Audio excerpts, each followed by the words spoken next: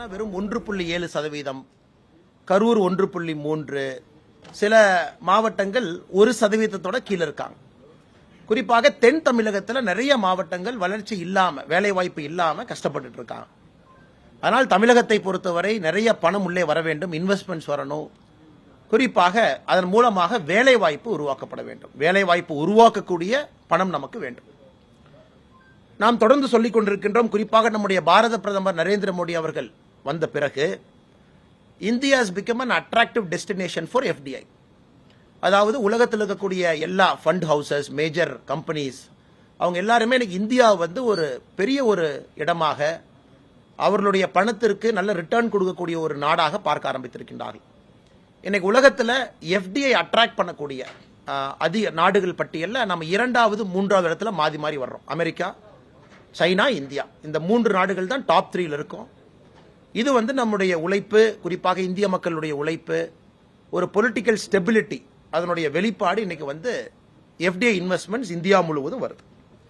இன்னைக்கு தமிழகத்தினுடைய அரசு 6.6 லட்சம் கோடி, 6 கோடியே 60 லட்சம்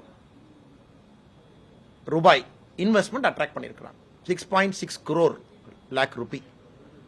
இன்னைக்கு நான் ஏற்கனவே சொல்லியிருந்தேன், எங்களை பொறுத்தவரை 6.6 lakh crore, 6,60,000 கோடி ரூபாய்.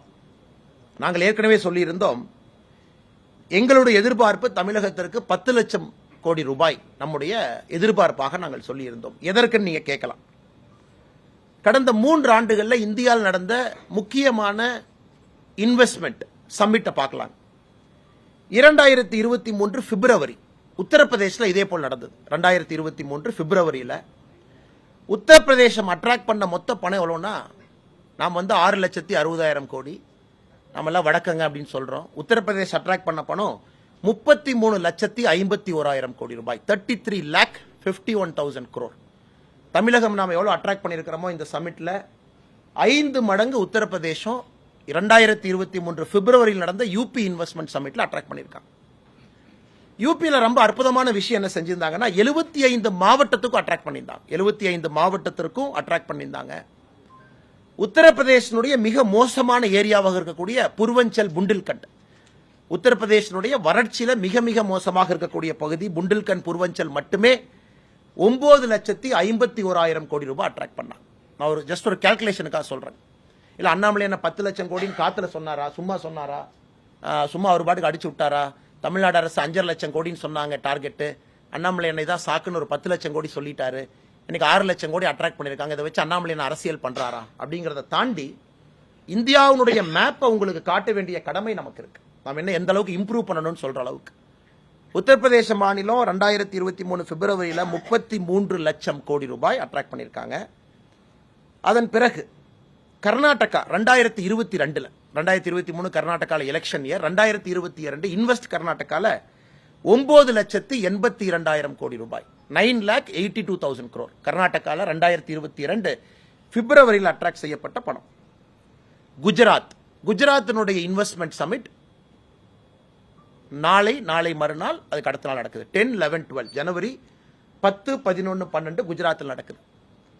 குஜராத்தினுடைய பூர்வாங்கமாக இன்வெஸ்ட்மெண்ட் சமிட்டுக்கு முன்னாடி அவங்க பண்ண ப்ரீ சைனிங், நம்ம டிஆர்பி ராஜான்னு சில போட்டோலாம் போட்டிருந்தாங்க. இன்வெஸ்ட்மெண்ட் சமிட்டுக்கு முன்னாடியே இவ்வளவு பேர் கையெழுத்து போட்டிருக்காங்க. குஜராத் கடந்த 3 நாட்கள் அட்ராக்ட் பண்ண இன்வெஸ்ட்மெண்ட் மட்டுமே 7 லட்சம் கோடி ரூபாய். இன்னும் இன்வெஸ்ட்மெண்ட் சமிட்டுக்குள்ளே அவங்க போலிங்க. 7 லட்சம் கோடி ரூபாய் குஜராத் இன்வெஸ்ட்மெண்ட் சமிட் நடக்கிறதுக்கு முன்னாடி இருக்கக்கூடிய 3 நாள் அட்ராக்ட் பண்ண இன்வெஸ்ட்மெண்ட். ஸோ குஜராத் எவ்வளவு அட்ராக்ட் பண்றாங்க அப்படிங்கிறது நமக்கு 10, 11, 12 3 நாட்கள்ல இன்வெஸ்ட் குஜராத் முடிந்த பிறகு நமக்கு தெரியும். ஸோ நம்ம 3 பிக்சரை பார்க்குறோங்க ஐயா. ஒரு பக்கம் உத்தரப்பிரதேச பார்க்குறோம், ஒரு பக்கம் உத்தரப்பிரதேசனுடைய மோசமாக இருக்கக்கூடிய பூர்வஞ்சலை பார்க்குறோம். 33 லட்சம் கோடி ரூபாய் அட்ராக்ட் பண்ணியிருக்கக்கூடிய யூபி ஒரு பக்கம், மோசமான இடமா இருக்கு, கல்வி இல்லை, எதுவுமே இல்லை நம்ம சொல்லக்கூடிய பூர்வஞ்சல்ல 9 லட்சம் கோடி ரூபாய், குஜராத் பூர்வாங்கமாகவே 7 லட்சம் கோடி ரூபாய். ஸோ எந்த அளவுக்கு தமிழ்நாட்டில் அரசு இன்னும் இலக்குகளை பெரிதுபடுத்தி உழைக்க வேண்டி இருக்கு அப்படின்னு தான் காட்டுது. அரசை பாராட்டுகின்றோம். வர ஒரு ரூபாய் நமக்கு வேணும். ஒரு ரூபாய் ஒரு வேலை வாய்ப்பு உருவாக்கும். தூத்துக்குடியில், ராமநாதபுரத்தில், தருமபுரியில் எல்லா இடத்துக்கும் வேலை வாய்ப்பு உருவாக்கணும். டார்கெட் எந்த அளவுக்கு வைத்து நாம் உழைக்க வேண்டியது இருக்கு. இன்னைக்கு ஸ்டெபிலிட்டி ஆஃப் பிசினஸ் எல்லாம் பார்க்கிறோம். இதற்கு முன்பு எலெக்ஷன் அப்ப அதானி குழுமத்தை வந்து மிக தவறாக பேசியவர். அதானி ஏதோ மோடி அவர்களுடைய சொத்து, அதானிக்கும் பிஜேபிக்கும் சம்பந்தம் இருக்கு, பிஜேபிக்கு அதானி தான் ஃபண்ட் பண்றாங்க, இந்த மாதிரி பல சொன்னாங்க. ஆனா அன்னைக்கு அதானிகிட்ட இருந்து 42,768 கோடி வந்த பிறகு ட்விட்டர்ல தலைவர்கள்லாம் பாராட்டுறாங்க. திமுகவினுடைய தலைவர்கள், திமுகவினுடைய முதலமைச்சர் எல்லாம் பாருங்க அதானி எங்களை பத்தி பெருமையா சொல்லியிருக்காங்க, வீடியோ பாருங்க, பாருங்க அம்பானி எங்களை பத்தி பெருமையா சொல்லியிருக்காங்க, அம்பானி அவர்கள் 35,000 கோடி ரூபாய் கொடுக்குறாங்க, டாடா குரூப் 83,212 கோடி ரூபாய் கொடுக்குறாங்க. ஸோ எந்த அளவுக்கு தமிழகத்தில் அரசியல் எல்லாம் விட்டு சில கட்சிகள் தமிழகத்தினுடைய முன்னேற்றத்திற்காக மட்டும் பாடுபட வேண்டும் என்பதை இந்த இன்வெஸ்ட் தமிழ்நாடு நமக்கு சொல்லுகிறது. ஸோ எங்களுடைய எதிர்பார்ப்பு குறைந்தபட்சம் 10 லட்சம் கோடி ரூபாய் நாம் வைத்திருந்தோம். இப்போ அடுத்ததுங்கண்ணா, இதை தாண்டி சரி பணம் வந்துருச்சு, நம்ம அதிகாரிகள் கடுமையாக உழைச்சிருக்கிறாங்க. ஒரு பக்கம் நம்ம கம்பேர் பண்ணுறோம், யூபி, குஜராத், கர்நாடகா, இன்னைக்கு நம்முடைய சொந்த மாநிலத்தை நம்ம கம்பேர் பண்ணுறோம். அடுத்து நாம் புரிந்து கொள்ள வேண்டுங்கன்னா, தமிழ்நாட்டுக்கு வந்திருக்கக்கூடிய மேஜர் பணம் எந்த துறைக்கு வந்திருக்கு? Electronics, manufacturing, hardware, IT, services, இதுக்கெல்லாம் வந்திருக்கு. இந்த எல்லா துறைக்கும் நம்முடைய பாரத பிரதமர் நரேந்திர மோடி அவர்கள் production linked incentive scheme PLI அப்படின்னு ஒரு திட்டத்தை கொண்டு வந்த பிறகு இது அனைத்தும் கூட மிக வேகமாக இந்த துறைகளுக்கு இன்வெஸ்ட்மெண்ட் வர ஆரம்பிச்சிருக்குங்கண்ணா.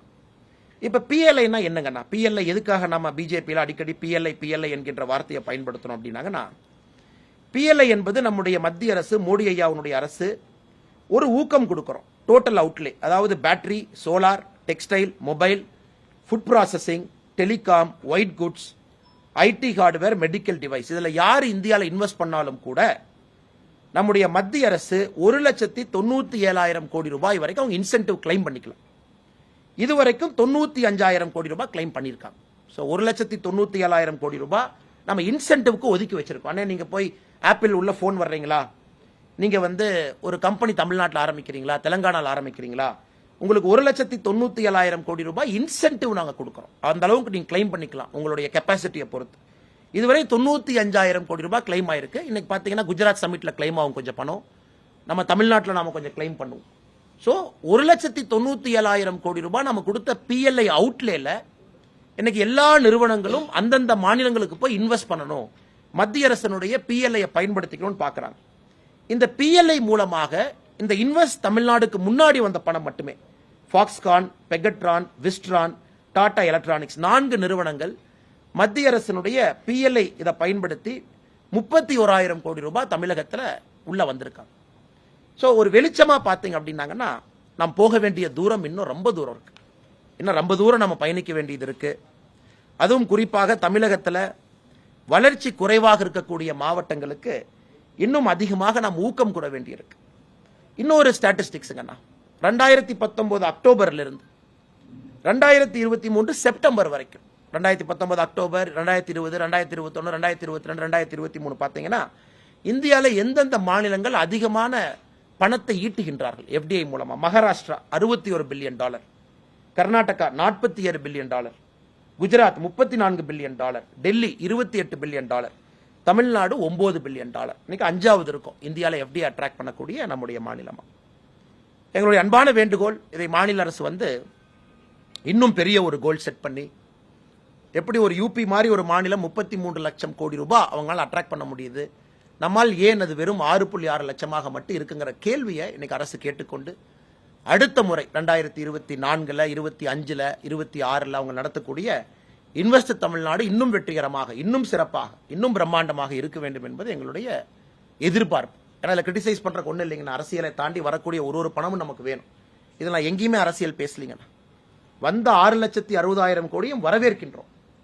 அந்த நேரத்தில் நாம் பெருமை பேசுவதை தவிர்க்க வேண்டும் என்று திராவிட முன்னேற்ற கழகத்துக்கு உணர்த்துவதற்காக இந்த டேட்டாவை நான் கொடுக்குறேங்கண்ணா, ஒரு மாநிலம் எப்படி இருக்குன்னு. அடுத்த முறை இன்னும் முயற்சி செய்து இன்னும் நிறைய பணங்கள் வந்திருக்கக்கூடிய எல்லா பணங்களும் ரியலைஸ் பண்ணும். 2வது கேள்வி, ரியலைஸ் ஆகுமா? இப்போ எல்லாத்துலேயும் நம்ம பார்ப்போம், அக்ரிமெண்ட் சைன் பண்ணிட்டு போயிடுவாங்க. யாராவது இன்னைக்கு பார்த்தீங்கன்னா அக்ரிமெண்ட் சைன் பண்ண பாதி பேர் பியூஷ் கோயல்ஜியை பார்க்கறதுக்காக ஹோட்டல் ரூமில், ஏர்போர்ட்டில் நின்று இருந்தாங்க. அண்ணே அக்ரிமெண்ட் சைன் பண்ணிட்டோம், பட் இந்த பிரச்சனை இருக்குது, DGFTயில் இது இருக்குது, அண்ணே அதில் அங்கே இருக்குது, நாங்கள் சேலத்துலேருந்து வந்தோம், ஒரு டெக்ஸ்டைல் பார்க்குக்கு சைன் பண்ணிட்டோம், ஆனால் டெக்ஸ்டைல் பார்க் இப்போ எங்களுக்கு கிடைக்குமான்னு தெரியல, மத்திய அரசு இன்சென்டிவ் கொடுக்குமா? ஸோ காலையிலிருந்து பியூஷ் கோயல் அமைச்சர் அவர்களோடு எல்லாத்தையும் பார்த்துக்கிட்டு இருக்கோம். ஆனால் மத்திய அரசை பொறுத்தவரை பியூஷ் கோயல்ஜி அவர்கள் காமர்ஸ், இண்டஸ்ட்ரீஸ், டெக்ஸ்டைல் அமைச்சர் ஒரு விஷயத்துல தெளிவா இருக்காங்க. என்ன சப்போர்ட் தமிழ்நாடுக்கு வேணுமோ, என்ன வேணுமோ முழுவதையும் கொடுப்பதற்கு பாரத பிரதமர் நரேந்திர மோடி அவர்கள் உத்தரவிட்டிருக்கின்றார். இந்த அமௌண்ட் ரியலைஸ் ஆகிறதுக்கு அவங்களுக்கு என்ன சப்போர்ட் வேணுமோ நாங்கள் செய்து கொடுக்கின்றோம் என்று காலையில் அவருடைய ஹோட்டல்ல, கோடம்பாக்கத்தில் நம்முடைய அரசு நிகழ்ச்சியில, விமான நிலையத்தில் அவர் சந்தித்த தொழிலதிபர்கள்ட்ட இந்த விஷயத்தை சொல்லிட்டு போயிருக்கிறாங்க. இது முதல் விஷயங்கண்ணா. முதல் விஷயம் உங்ககிட்ட வந்து வைக்கணும். இரண்டாவது, நம்முடைய யாத்திரையை பொறுத்தவரை இன்னைக்கு 144 தொகுதிகளை கடந்திருக்கின்றோம். இன்னும் ரொம்ப தூரம் போகணும், 90 தொகுதிகள் போகணும். தருமபுரி வரை வந்திருக்கின்றோம். நாளையிலிருந்து மறுபடியும் கிருஷ்ணகிரி அந்த பகுதியில் திரும்ப ஆரம்பிக்கிறோம். ஒரு பெரிய ஒரு எழுச்சியாக நடந்து கொண்டிருக்கிறது. நாங்கள் எதிர்பார்த்ததை விட குறிப்பாக கிராமப்புற பகுதியில் நேற்று மேச்சேரியில் இருந்தோம், நேற்று அரூரில் இருந்தோம், நேற்று பாப்பிரெட்டிப்பட்டியில் இருந்தோம். அங்கெல்லாம் போகும்பொழுது எந்த அளவுக்கு மக்களுக்கு கஷ்டம் இருக்கு, எந்த அளவுக்கு விவசாயம் பொய்த்து போக ஆரம்பித்திருக்கிறது, நீர் மேலாண்மை எந்த அளவுக்கு ஒரு கேள்விக்குறியா இருக்கு, எந்த அளவுக்கு படித்து விட்டு இளைஞர்கள் ஊர்ல இருக்கிறாங்க, இதெல்லாம் கண்கூடாக பார்க்க முடிகிறது.